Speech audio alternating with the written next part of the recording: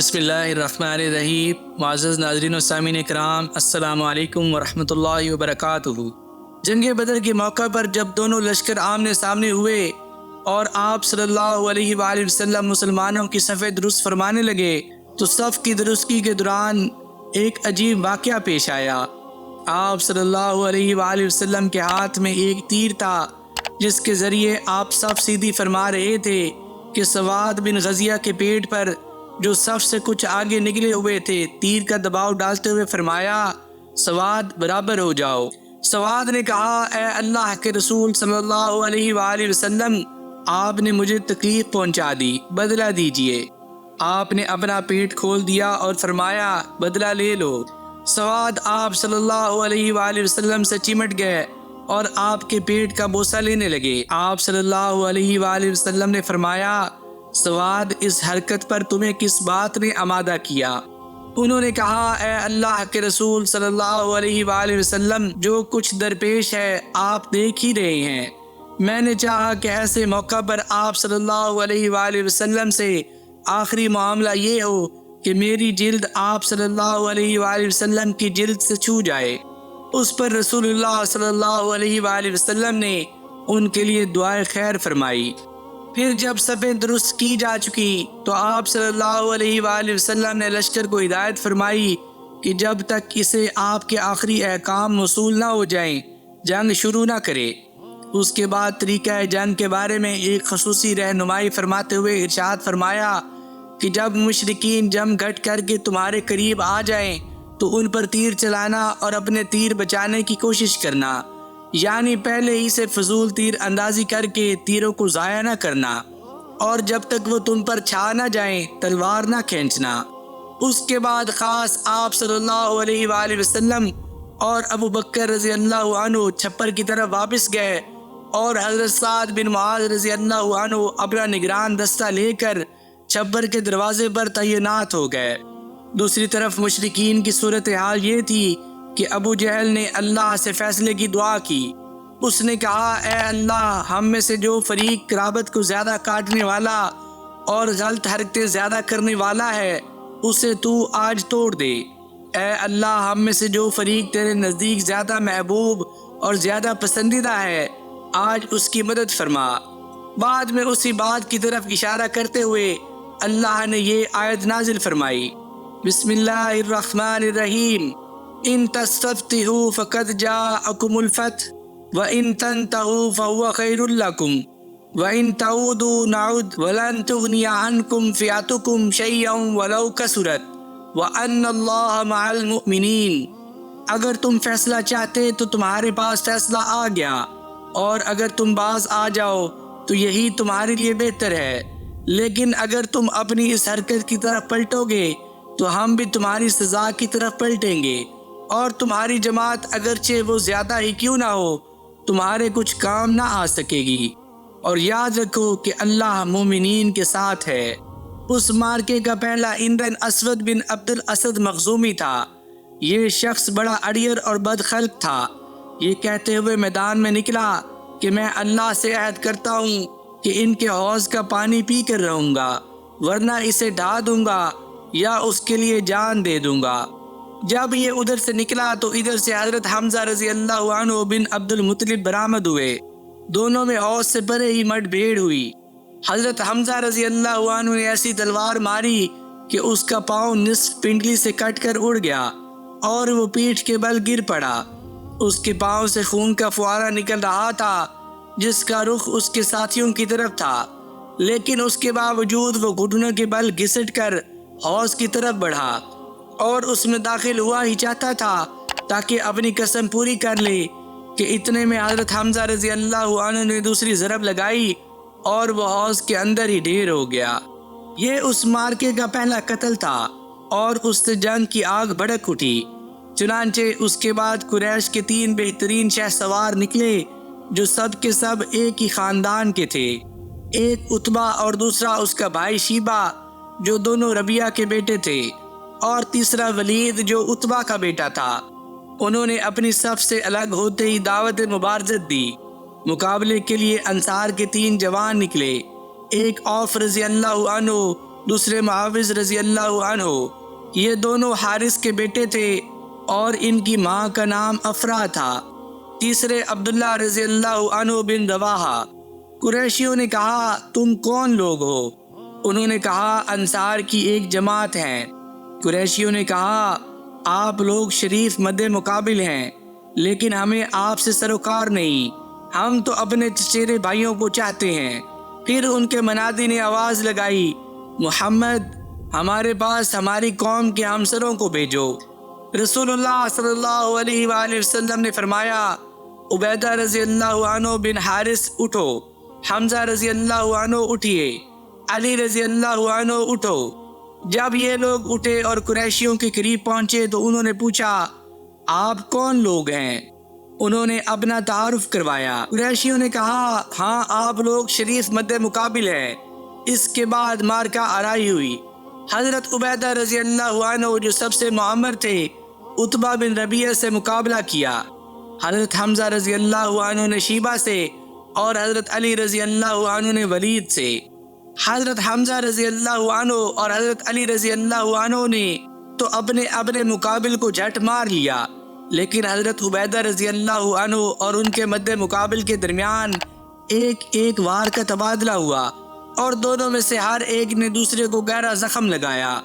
اتنے میں حضرت علی رضی اللہ عنہ اور حضرت حمزہ رضی اللہ عنہ اپنے شکار سے فارغ ہو کر آ گئے۔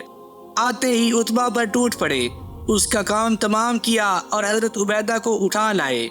ان کا پاؤں کٹ گیا تھا اور آواز بند ہو گئی تھی جو مسلسل بند ہی رہی، یہاں تک کہ جنگ کے چوتھے یا پانچویں دن جب مسلمان مدینہ واپس آتے ہوئے وادی صفرا سے گزر رہے تھے ان کا انتقال ہو گیا۔ حضرت علی رضی اللہ عنہ اللہ کی قسم کھا کر فرمایا کرتے تھے کہ یہ آیت ہمارے ہی بارے میں نازل ہوئی، حاذان خصمان اختصموا فی ربہم، یہ دو فریق ہیں جنہوں نے اپنے رب کے بارے میں جھگڑا کیا ہے۔ اس مبارزت کا انجام مشرکین کے لیے ایک برا آغاز تھا۔ وہ ایک ہی جس میں اپنے 3 بہترین شہ سواروں اور کمانڈروں سے ہاتھ دھو بیٹھے تھے، اس لیے انہوں نے غیظ و غضب سے بے قابو ہو کر ایک آدمی کی طرح یک بارگی حملہ کر دیا۔ دوسری طرف مسلمان اپنے رب سے نصرت اور مدد کی دعا کرنے اور اس کے حضور اخلاص و تضرع اپنانے کے بعد اپنی جگہوں پر جمع اور دفاعی موقف اختیار کیے مشرکین کے تابڑ توڑ حملوں کو روک رہے تھے اور انہیں خاصا نقصان پہنچا رہے تھے۔ زبان پر احد کا کلمہ تھا۔ ادھر رسول اللہ صلی اللہ علیہ وآلہ وسلم صفیں درست کر کے واپس آتے ہی اپنے پاک پروردگار سے نصرت و مدد کا وعدہ پورا کرنے کی دعا مانگنے لگے۔ آپ صلی اللہ علیہ وآلہ وسلم کی دعا یہ تھی اللہم انجز لی ما وعدتنی، اللہم انشدک عہدک و وعدک، اے اللہ تو نے مجھ سے جو وعدہ کیا ہے اسے پورا فرما دے، اے اللہ میں تجھ سے تیرا عہد اور تیرے وعدے کا سوال کر رہا ہوں۔ پھر جب گھمسان کی جنگ شروع ہو گئی، نہایت زور کا رن پڑا اور لڑائی شباب پر آ گئی، تو آپ صلی اللہ علیہ وآلہ وسلم نے یہ دعا فرمائی اللہم ان تہلک ہذہ العصابۃ اليوم لا تعبد، اللہم ان شئت لم تعبد بعد اليوم ابدا، اے اللہ اگر آج یہ گروہ ہلاک ہو گیا تو تیری عبادت نہ کی جائے گی، اے اللہ اگر تو چاہے تو آج کے بعد تیری عبادت کبھی نہ کی جائے۔ آپ صلی اللہ علیہ وآلہ وسلم نے خوب تضرع کے ساتھ دعا کی، یہاں تک کہ دونوں کندھوں سے چادر گر گئی۔ حضرت ابو بکر صدیق رضی اللہ عنہ نے چادر درست کی اور عرض پرداز ہوئے اے اللہ کے رسول صلی اللہ علیہ وآلہ وسلم بس فرمائیے۔ آپ نے اپنے رب سے بڑے الہا کے ساتھ دعا فرما لی۔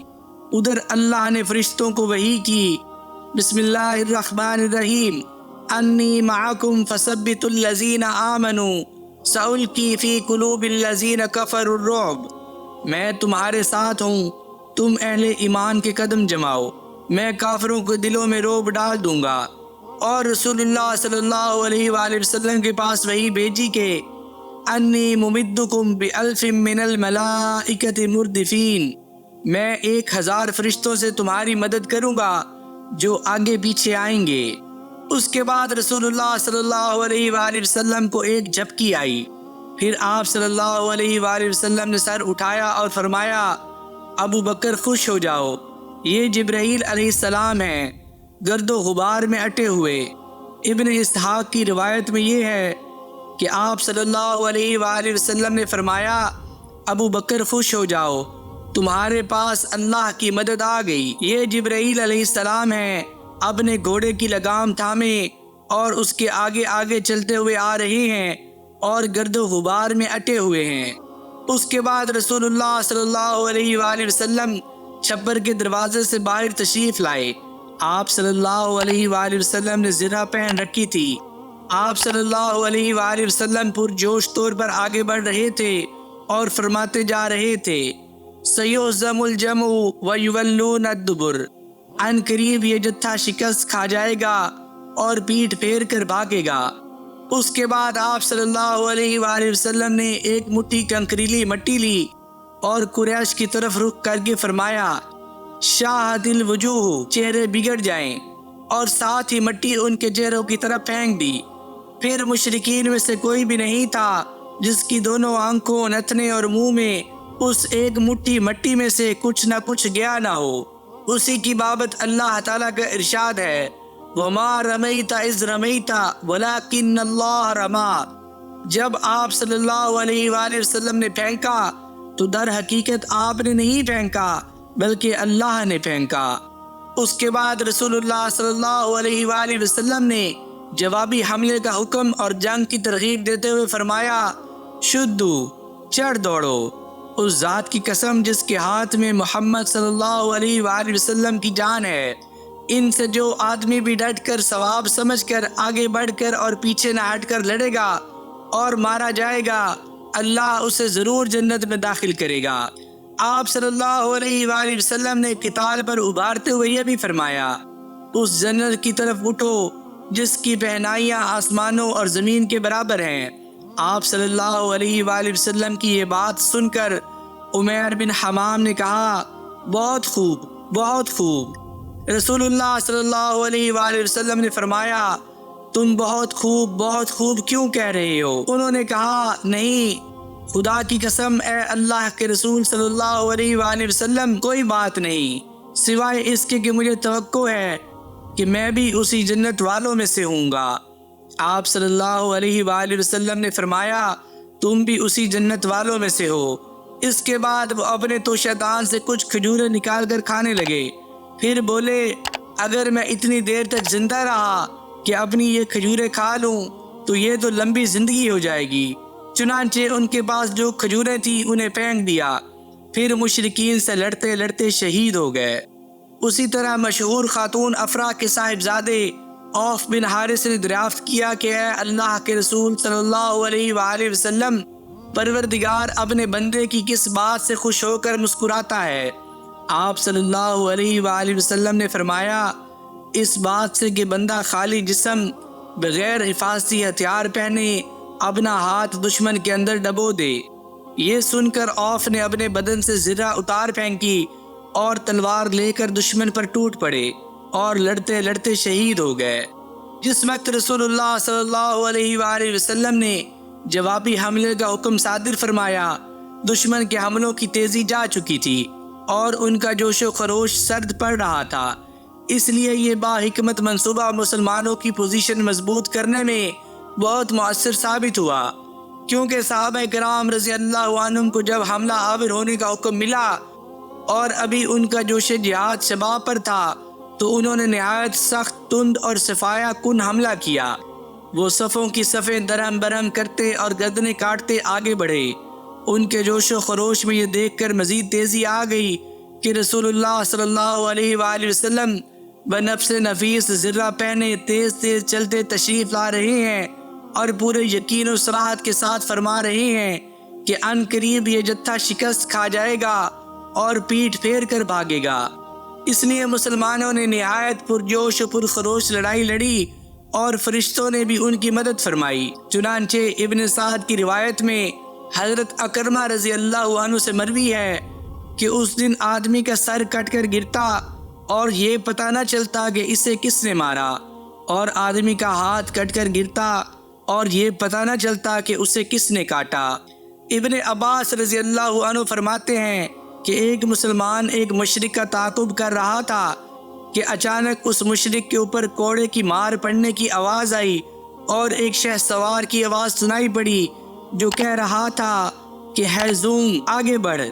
مسلمان نے مشرک کو اپنے آگے دیکھا کہ وہ چت گرا، لپک کر دیکھا تو اس کی ناک پر چوٹ کا نشان تھا، چہرہ پھٹا ہوا تھا جیسے کوڑے سے مارا گیا ہو، اور یہ سب کا سب ہرا پڑ گیا تھا۔ اس انصاری مسلمان نے آ کر رسول اللہ صلی اللہ علیہ وآلہ وسلم سے یہ ماجرا بیان کیا تو آپ صلی اللہ علیہ وآلہ وسلم نے فرمایا تم سچ کہتے ہو، یہ تیسرے آسمان کی مدد تھی۔ ابو داؤد مازنی کہتے ہیں کہ میں ایک مشرک کو مارنے کے لیے دوڑ رہا تھا کہ اچانک اس کا سر میری تلوار پہنچنے سے پہلے ہی کٹ کر گر گیا۔ میں سمجھ گیا کہ اسے میرے بجائے کسی اور نے قتل کیا ہے۔ ایک انصاری حضرت عباس رضی اللہ عنہ بن عبد المطلب کو قید کر کے لایا تو حضرت عباس رضی اللہ عنہ کہنے لگے واللہ مجھے اس نے قید نہیں کیا ہے، مجھے تو ایک بے بال کے سر والے آدمی نے قید کیا ہے جو نہایت خوبرو تھا اور ایک چتکبرے گھوڑے پر سوار تھا، اب میں اسے لوگوں میں دیکھ نہیں رہا ہوں۔ انصاری نے کہا اے اللہ کے رسول صلی اللہ علیہ وآلہ وسلم، انہیں میں نے قید کیا ہے۔ آپ نے فرمایا خاموش رہو، اللہ نے ایک بزرگ فرشتے سے تمہاری مدد فرمائی ہے۔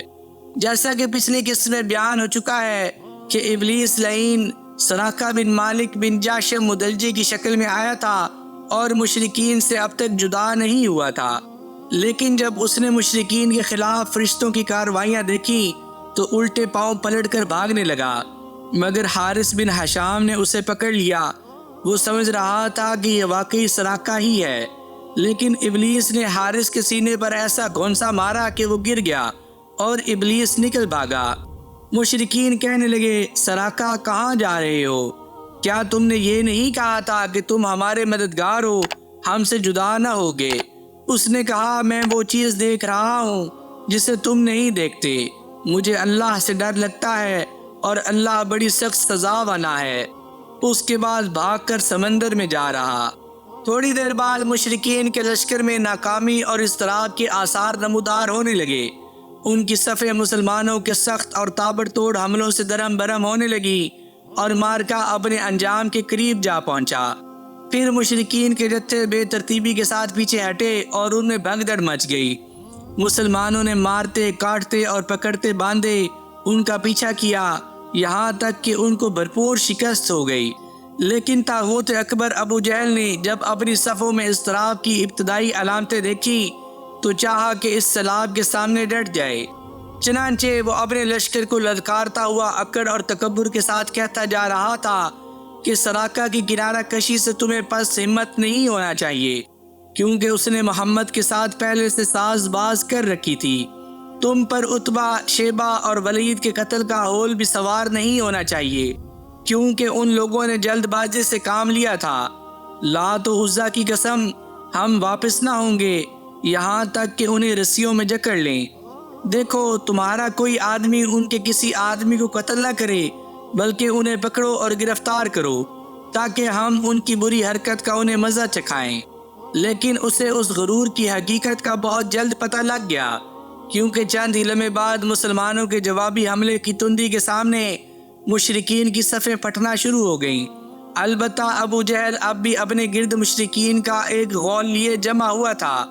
اس غول نے ابو جہل کے چاروں طرف تلواروں کی باڑ اور نیزوں کا جنگل قائم کر رکھا تھا، لیکن اسلامی ہجوم کی آندھی نے اس باڑ کو بھی بکھیر دیا اور اس جنگل کو بھی اکھیڑ دیا۔ اس کے بعد یہ طاغوت اکبر دکھائی پڑا۔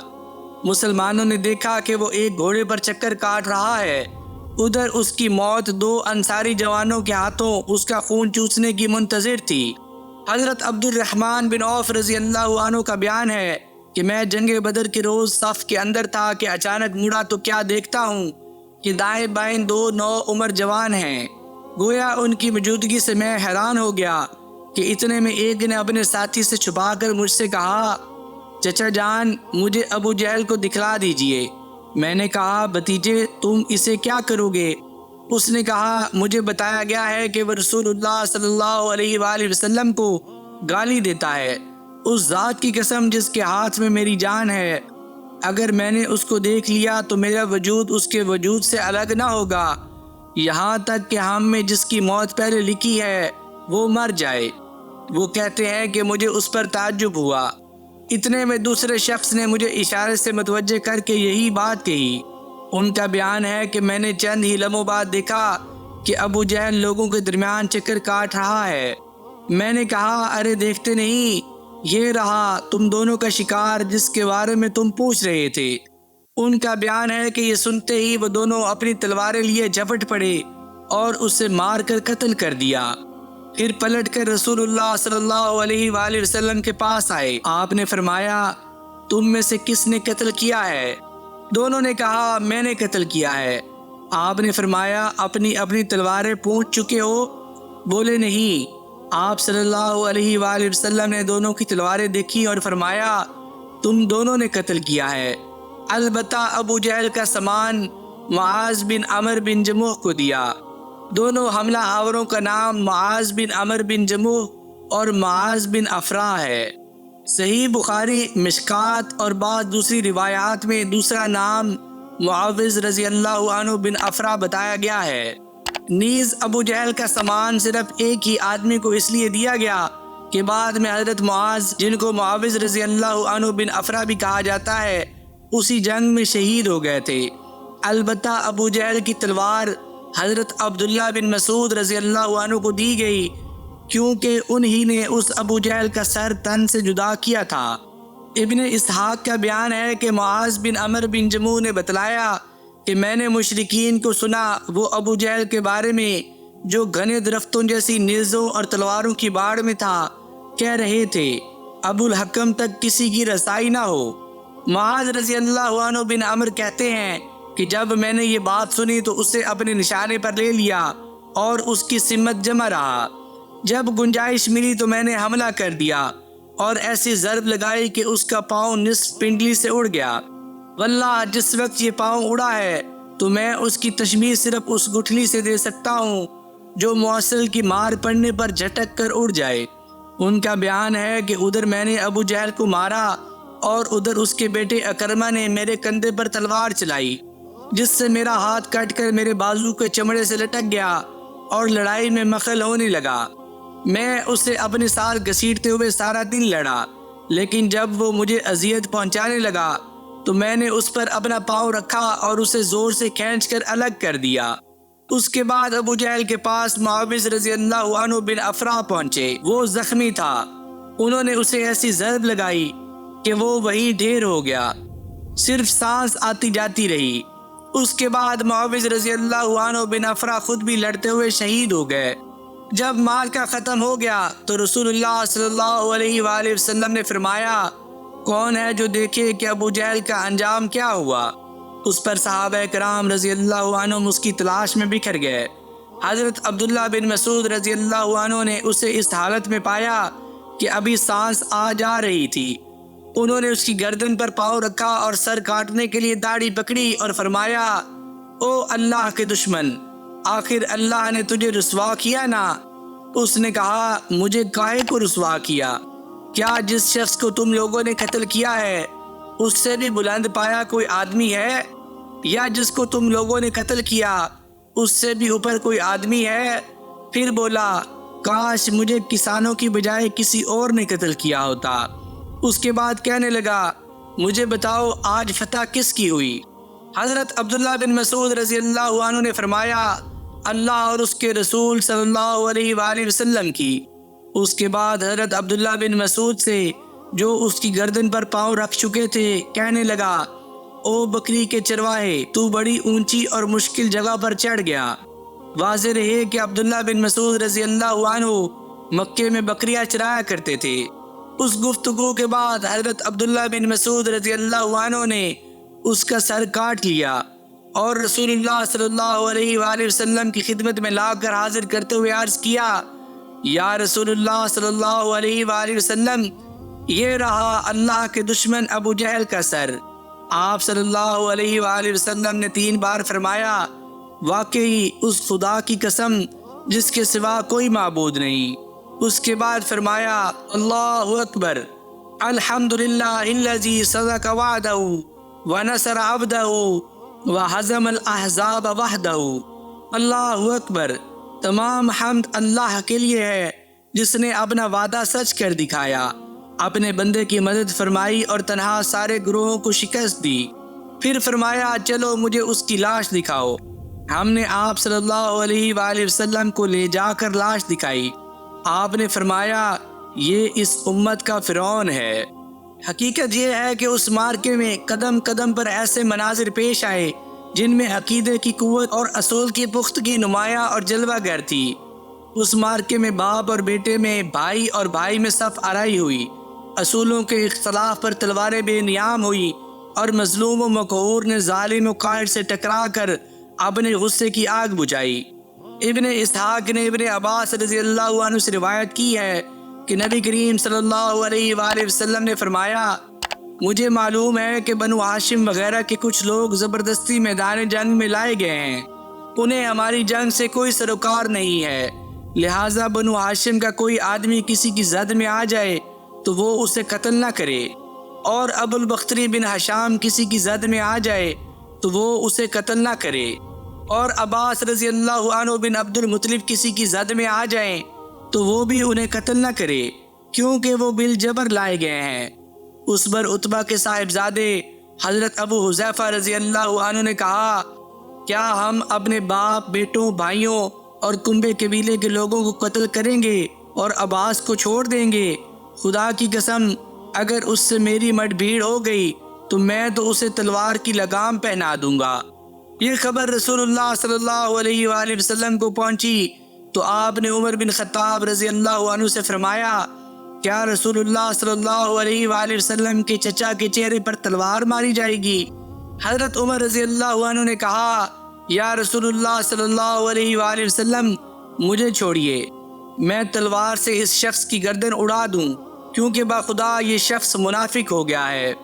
بعد میں ابو حذیفہ رضی اللہ عنہ کہا کرتے تھے اس دن میں نے جو بات کہہ دی تھی اس کی وجہ سے میں مطمئن نہیں ہوں، برابر خوف لگا رہتا ہے، صرف یہی صورت ہے کہ میری شہادت اس کا کفارہ بن جائے، اور بالآخر وہ یمامہ کی جنگ میں شہید ہو ہی گئے۔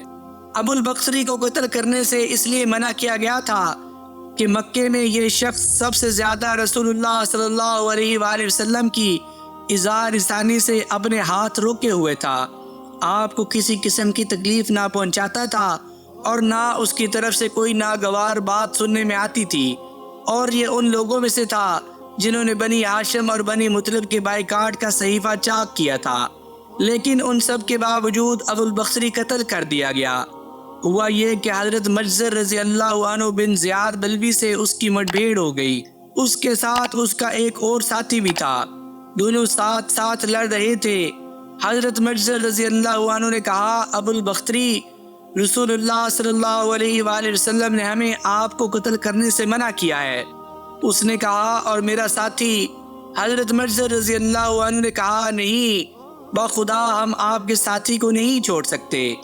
اس نے کہا خدا کی قسم تب میں اور وہ دونوں مریں گے۔ اس کے بعد دونوں نے لڑائی شروع کر دی، مجزر رضی اللہ عنہ نے مجبوراً اسے بھی قتل کر دیا۔ مکے کے اندر جاہلیت کے زمانے سے حضرت عبد الرحمن بن عوف رضی اللہ عنہ اور امیہ بن خلف میں باہم دوستی تھی۔ جنگ بدر کے روز امیہ اپنے لڑکے علی کا ہاتھ پکڑے کھڑا تھا کہ اتنے میں ادھر سے حضرت عبد الرحمن رضی اللہ عنہ بن عوف کا گزر ہوا، وہ دشمن سے کچھ زریں چھین کر لاتے لیے جا رہے تھے۔ امیہ نے انہیں دیکھ کر کہا کیا تمہیں میری ضرورت ہے؟ میں تمہاری ان زروں سے بہتر ہوں، آج جیسا منظر تو میں نے دیکھا ہی نہیں، کیا تمہیں دودھ کی حاجت نہیں؟ مطلب یہ تھا کہ جو مجھے قید کرے گا میں اسے فدیے میں خوب دودھیل اونٹنیاں دوں گا۔ یہ سن کر عبد الرحمن بن عوف رضی اللہ عنہ نے زریں پھینک دی اور دونوں کو گرفتار کر کے آگے بڑھے۔ حضرت عبد الرحمن رضی اللہ عنہ کہتے ہیں کہ میں امیہ اور اس کے بیٹے کے درمیان چل رہا تھا کہ امیہ نے پوچھا آپ لوگوں میں وہ کون سا آدمی تھا جو اپنے سینے پر شتر مرغ کا پر لگائے ہوئے تھا؟ میں نے کہا وہ حضرت حمزہ رضی اللہ عنہ بن عبد المطلب تھے۔ امیہ نے کہا یہی شخص ہے جس نے ہمارے اندر تباہی مچا رکھی تھی۔ حضرت عبد الرحمن رضی اللہ عنہ کہتے ہیں کہ واللہ میں ان دونوں کو لیے جا رہا تھا کہ اچانک حضرت بلال رضی اللہ عنہ نے امیہ کو میرے ساتھ دیکھ لیا۔ یاد رہے کہ امیہ حضرت بلال رضی اللہ عنہ کو مکے میں ستایا کرتا تھا۔ حضرت بلال رضی اللہ عنہ نے کہا اوہو کفار کا سرغنہ امیہ بن خلف، اب یا تو میں بچوں گا یا یہ بچے گا۔ میں نے کہا اے بلال رضی اللہ عنہ یہ میرا قیدی ہے۔ انہوں نے کہا اب یا تو میں رہوں گا یا یہ رہے گا۔ پھر نہایت بلند آواز سے پکارا اے اللہ کے انصارو، یہ رہا کفار کا سرغنہ امیہ بن خلف، اب یا تو میں رہوں گا یا یہ رہے گا۔ حضرت عبد الرحمن رضی اللہ عنہ کہتے ہیں کہ اتنے میں لوگوں نے ہمیں کنگن کی طرح گھیرے میں لے لیا۔ میں ان کا بچاؤ کر رہا تھا مگر ایک آدمی نے تلوار سونت کر اس کے بیٹے کے پاؤں پر ضرب لگائی اور وہ تیورا کر گر گیا۔ ادھر امیہ نے اتنے زور کی چیخ ماری کہ میں نے ویسی چیخ کبھی نہ سنی ہوگی۔ میں نے کہا نکل بھاگو، مگر آج بھاگنے کی گنجائش نہیں، خدا کی قسم میں تمہارے کچھ کام نہیں آ سکتا۔ حضرت عبد الرحمن رضی اللہ عنہ کا بیان ہے کہ لوگوں نے اپنی تلواروں سے ان دونوں کو کاٹ کر ان کا کام تمام کر دیا۔ اس کے بعد حضرت عبد الرحمن رضی اللہ عنہ کہا کرتے تھے اللہ بلال رضی اللہ عنہ پر رحم کرے، میری زرہیں بھی گئی اور میرے قیدی کے بارے میں مجھے تڑپا بھی دیا۔ زاد المعاد میں علامہ ابن قیم نے لکھا ہے کہ حضرت عبد الرحمن رضی اللہ عنہ بن عوف نے امیہ بن خلف سے کہا کہ گھٹنوں کے بل بیٹھ جاؤ، وہ بیٹھ گیا اور حضرت عبد الرحمن رضی اللہ عنہ نے اپنے آپ کو اس کے اوپر ڈال لیا، لیکن لوگوں نے نیچے سے تلوار مار کر امیہ کو قتل کر دیا۔ بعض تلواروں سے حضرت عبد الرحمن رضی اللہ عنہ بن عوف کا پاؤں بھی زخمی ہو گیا۔ حضرت عمر بن الخطاب رضی اللہ عنہ نے اپنے ماموں عاص بن ہشام بن مغیرہ کو قتل کیا۔ حضرت ابو بکر صدیق رضی اللہ عنہ نے اپنے بیٹے عبد الرحمن کو جو اس وقت مشرکین کے ہمراہ تھے پکار کر کہا او خبیث میرا مال کہاں ہے؟ عبد الرحمن نے کہا ہتھیار، تیز رو گھوڑے اور اس تلوار کے سوا کچھ باقی نہیں جو بڑھاپے کی گمراہی کا خاتمہ کرتی ہے۔ جس وقت مسلمانوں نے مشرکین کی گرفتاری شروع کی، رسول اللہ صلی اللہ علیہ وآلہ وسلم چھپر میں تشریف فرما تھے اور حضرت سعد بن معاذ رضی اللہ عنہ تلوار حمائل کیے دروازے پر پہرا دے رہے تھے۔ رسول اللہ صلی اللہ علیہ وآلہ وسلم نے دیکھا کہ حضرت سعد رضی اللہ عنہ کے چہرے پر لوگوں کی اس حرکت کا ناگوار اثر پڑ رہا ہے۔ آپ نے فرمایا اے سعد باخدا، ایسا محسوس ہوتا ہے کہ تم کو مسلمانوں کا یہ کام ناگوار ہے۔ انہوں نے کہا جی ہاں، خدا کی قسم اے اللہ کے رسول صلی اللہ علیہ وآلہ وسلم، یہ اہل شرک کے ساتھ پہلا معرکہ ہے جس کا موقع اللہ نے ہمیں فراہم کیا ہے، اس لیے اہل شرک کو باقی چھوڑنے کے بجائے مجھے یہ بات زیادہ پسند ہے کہ انہیں خوب قتل کیا جائے اور اچھی طرح کچل دیا جائے۔ اس جنگ میں حضرت عکاشہ بن محسن اسدی رضی اللہ عنہ کی تلوار ٹوٹ گئی۔ وہ رسول اللہ صلی اللہ علیہ وآلہ وسلم کی خدمت میں حاضر ہوئے۔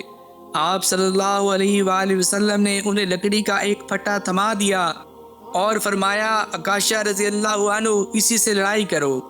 عکاشہ رضی اللہ عنہ نے اسے رسول اللہ صلی اللہ علیہ وآلہ وسلم سے لے کر ہلایا تو وہ ایک لمبی مضبوط اور چمچم کرتی ہوئی سفید تلوار میں تبدیل ہو گیا۔